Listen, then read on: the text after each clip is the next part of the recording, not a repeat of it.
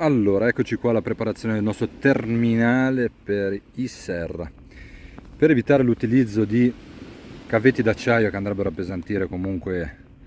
la vitalità della nostra esca viva, visto che non utilizziamo il trancio ma utilizziamo il cefalo vivo, terminale dell'1, due ami, e attacchiamo il nostro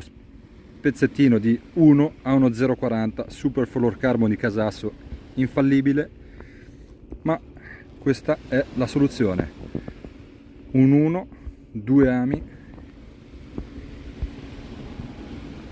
leggermente più leggero per mantenere la nostra esca più viva possibile e allo stesso tempo permetterci magari di non tagliare un 40 che sembra un filo spesso, ma i nostri serra